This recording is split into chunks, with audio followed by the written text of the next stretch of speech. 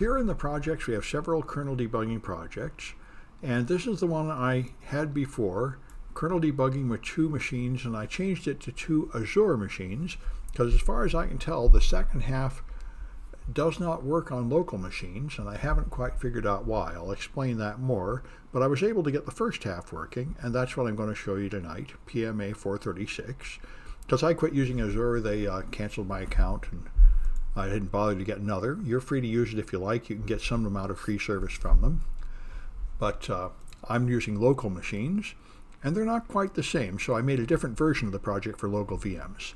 So you need 2 machines, and here I've got them. There's 2. One is called the host, and the other is called the target. They're both just Flare VMs is what I used, although you could use any Windows machine you like. And they both have IP addresses, of course, and I can ping from one to the other. And I've turned the firewall off on one of them, the target machine. So I can network between them and ping between them, which is important. And now I can configure network debugging on the target. So what we're going to do is this machine is going to be remote controlled by that machine. This one is going to be the one running WinDebug controlling it, and this one is going to stop when this one stops it with a breakpoint and continue when this one resumes it. So I need to configure network debugging on this one, and for that I need an elevated command prompt. So I run as administrator and approve the elevation. And then there's a series of bcd edit commands that I have to execute. This bcd edit turns debugging on. This actually turns driver signature enforcement off, which is not necessary for this project, but it's useful for the next one where you actually debug a driver. And here is the part that does it. You have set your debug setting. First you have to restart it because you can't set these settings until debugging is turned on. And I've already done all this, of course. Then this is the command that tells it what's going on. This means the machine that is going to remotely control this one is at this address on that port, which is the default, and there's a key, like an encryption key, just as a security measure, which is designed like an IP address for some silly reason. It's 4 strings separated by dots, so I just use flapjack, dog, frog for no good reason. That's like a password to make sure that some other person is not controlling the machine you're leaving debugging. And you can check the settings with bcd-edit/debug settings, which is what I'm going to do here. We should see it's all already set. bcd-edit/debug settings. Yeah, and as you see, it is already set to the IP address. I don't know if that's right, though. Let's see. This one is, yep, 123.15. That's good. So it's got the right IP address, and the rest is default, and I already set it up with Flap. All right, so now that's what it is. So we're ready to debug that machine. All right. So now we set it up in WinDebug on the controlling machine, which is here. So I want to run WinDebug as administrator, although actually I'm not really sure if it needs to be administrator on this machine. I'm just in the habit of running it as administrator, so that's what I'm going to do. And now I can debug various objects, but what I'm going to do is debug over a network. And so that is connect to remote debugger, I think, or maybe attached to, I think it's attached to kernel, and then here, net. So I have port number, key, and IP address. There, that's it. On the net tab, to attach to a kernel on a remote machine. This is so much easier than it used to be. Anyway, that should now connect to the other machine, and now it tells me it did connect, and now it tells me busy, the debuggy is running. So this machine is still going. I could close this window. I could open the start window. I could launch processes. You know, it isn't hurting it any to be debugging. It probably has some trivial consequence in the efficiency, but it is running. Now, if I want to execute commands here and see what's going on, I can't while it's running, so I have to break. Now I've broken, I've stopped it with a break instruction, causing an exception. Here's the instruction, cc int3, exactly what we see in our Linux debugging. And now this machine is dead. I click buttons, nothing happens. I click and drag things, they don't move. This machine is frozen. here, and now I can mess with it. So if I do LM, for example, it will list the loaded modules, and for some reason it shows only a very small list of modules, which is strange and related to why I can't get the second half of this to work. On Azure, you'd see a much larger list. Anyway, let me shove my instructions over to the side so I can refer to them. All right, so once we're in, there's loaded modules for what it's worth. Now I can load symbols. And to load the symbols, I can do .reload /F to force a reload of symbols, because notice that I have symbols for NTOS kernel, that's this PDB file, but I don't have symbols for any other modules. And there's a lot of other modules that do not appear on this list for some reason. And so to load all the symbols, it's .reload /F, and that will take some time, and you will see a little progress at the bottom of the window, which there. It's flickering by at the very bottom there. I'll see if I can get this to fit on the screen a little better. Yeah, you see the names of it, downloading all these PDB files there. And that's how you can tell. And so it's going to take a few minutes to download all the symbols for all the modules from Microsoft. And this is where I know something is not quite right, because it's loading all these modules, not just the 4 or 5 it showed here. So, of course, this is like a beta test product. It's WinDebug preview, so I guess it's not too surprising that it doesn't seem to quite work flawlessly. Anyway, there clearly are a lot more modules that ought to be in this LM list that were not showing up for some reason. And they were when I did it a year ago on Azure. So Windows 10 is constantly being patched and updated, and things are changing. Anyway, it's still downloading symbols, but it shouldn't take too much longer.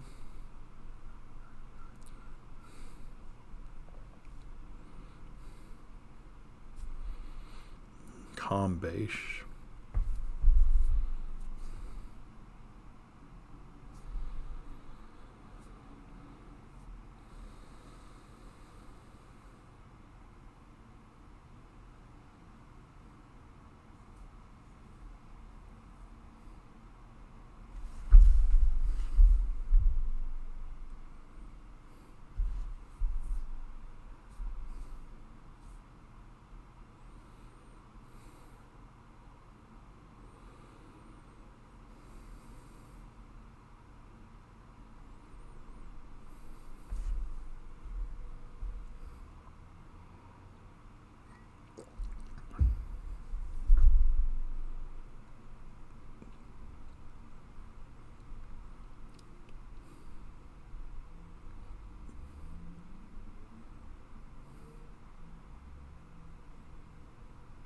One thing that's funny is I did this project earlier on this machine, and it apparently didn't save the symbols anywhere I could find them.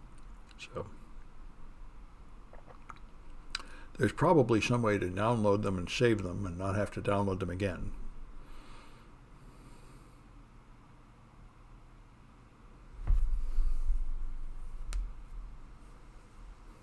Aha. Oh, it just filled up the line of marks. Okay, fair enough.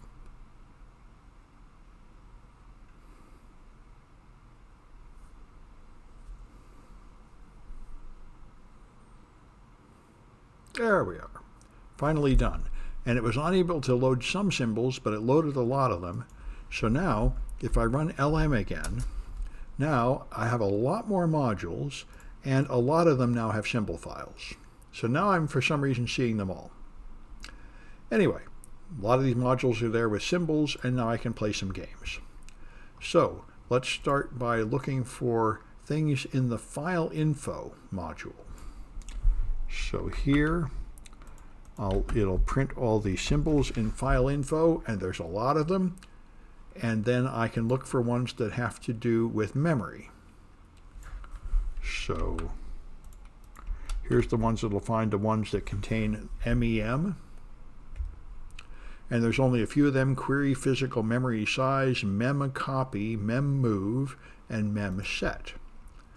So if I want to put a breakpoint in mem copy, because that sounds like something that might happen pretty often when you copy a region of memory, I can use BP to put a breakpoint there, and it shows up here. If you don't see it there, you can control these panes by going up here to View and then you can choose what to show. I've already done that, so mine, whoops.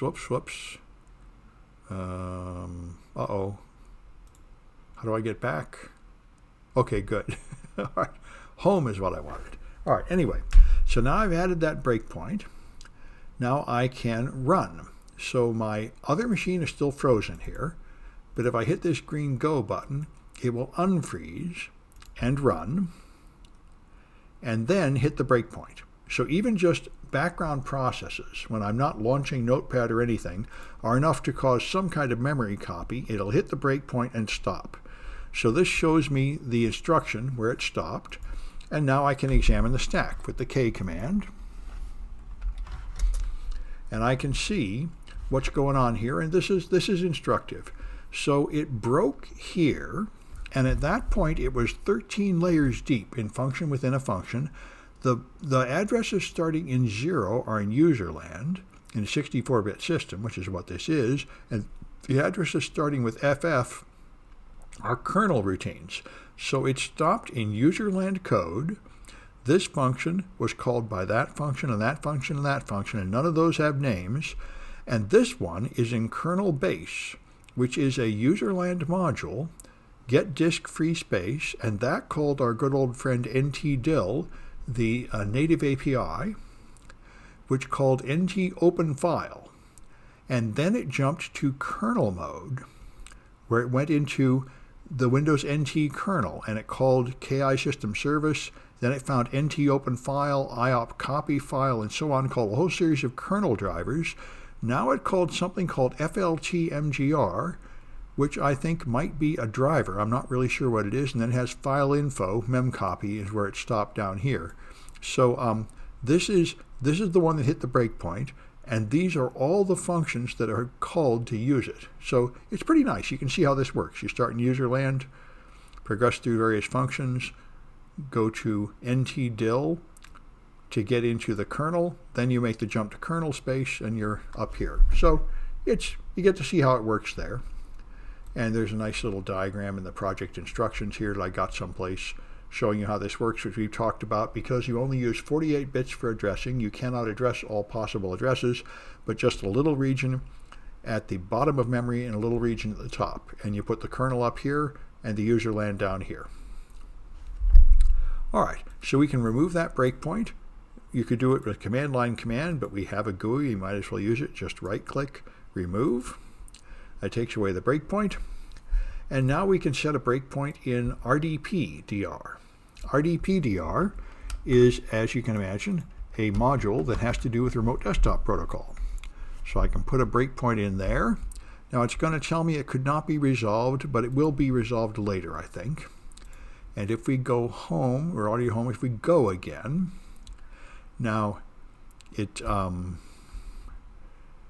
right, now what I did to hit this breakpoint before was I enabled remote access on here, and I don't know if that's going to work if I do it again, actually. I went to control panel. I may have to disable it and restart it or something, actually. I went to control panel and then system, and here's allow remote access. And so that's good. So it says don't allow, so that's good. So now I can allow remote access and say OK. And now, there, it hit the breakpoint. Neat, it worked. I'm glad, because I wasn't so sure that deferred thing was okay. So just allowing remote access is enough to call that module that uses RDP-DR and tries to set some memory regions. So it hit that module. And by the way, let's just do a K here to see how it looks. And you see these are all kernel modules that are going on now. So anyway, here it is calling memset, calling it from other modules. All right. And that's as far as I was able to go with this project. And let me just point you to the other one, which is good, clean fun, but as far as I know, you can only do it on Azure right now. And I'm not even sure it'll still work on Azure because Microsoft keeps changing things. But this is the one I did last semester. And so after doing what we just did, I was able to write a little script, which was fun. And I'd like to demonstrate these with a real hands-on project, but I haven't been able to make one work yet. So watching file creation. And the reason I can't do it is I have to put a breakpoint in kernel base create file A. Now let me try again. Let's see if I can do that, because I couldn't do it before because there was no kernel base. And I couldn't figure out why it was not there. I wonder what happens if I do it now. If I delete this breakpoint, and it's not running, so I should be able to do things. Now I try to set this breakpoint here. It doesn't complain. Oh.